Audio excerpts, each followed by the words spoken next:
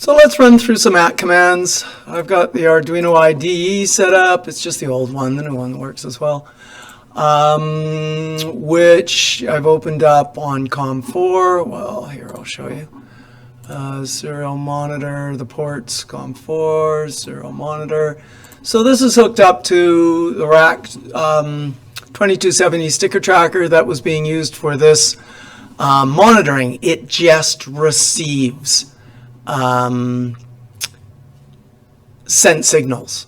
And so I've got it on this serial. Let me just see if it's working. Give me a second here. And this works. Let's see if it's sending at the moment. Let's try. Where'd it go? Not my smart. Let's try run. App plus boot.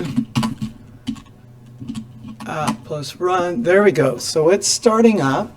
Let me just see if I can send a message to it with a different one. This works. Yeah. Okay. So there it's sent. This works. Not sure about my capitalization, but yeah, this is the tracker. It's hooked up to my computer right now, but it's the one that's just receiving for this web page. I could shut that down and show you the web page, but it's irrelevant. What I want to show you at the moment are several AT commands on my table of video playlists. There are a bunch of AT commands you can do, and the first one to check is whether you can put it into boot mode. If you can't put it into boot mode, you can't program this thing. That's not totally true. Sometimes on a Linux machine, it will force it into boot mode, even if you haven't done boot mode here. But after boot mode, we can get it back to running again, and it says you've got 10 seconds. It actually will let me do boot mode after my 10 seconds are done. But this one's now in receive mode, P2P. So let's just check out at plus P2P equals question mark, and it, probably a good idea to actually do that. And it shows me some of these settings. So it's this US 915 setting, and as it says on this, it goes frequency, then spreading factor, then bandwidth, then code rate, then preamble, then transmit power. That's interesting, the transmit power, because if I actually do transmit power is, where'd it go? I thought it was TXP. Let's try TXP equals question mark. Where's transmit power? Oh, PTP. Okay, so PTP. It is 14 here. Okay, when I switch to LoRaWAN, it changes. So I could test out these things. You can do them individually. At plus P frequency equals question mark. And that's my frequency. By the way, if you just put a question mark without an equals, it tells you what it is. So this RAK AT commands are super useful.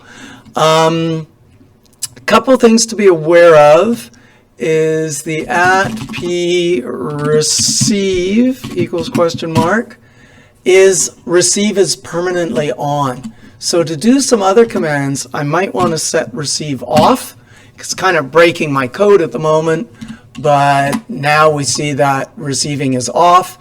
And we can also check the network mode, and we presently are on 0, which is network mode is LoRa P2P. So if we want to check out some of the LoRaWAN settings, I can just set that to 1. It's rebooting the thing again, but it can't work because it's not in the right mode. So what we can do is we can check out some of the at plus device EUI, which I probably shouldn't be showing you. If you actually put equals and nothing, you would probably reset it, which is not a good idea. But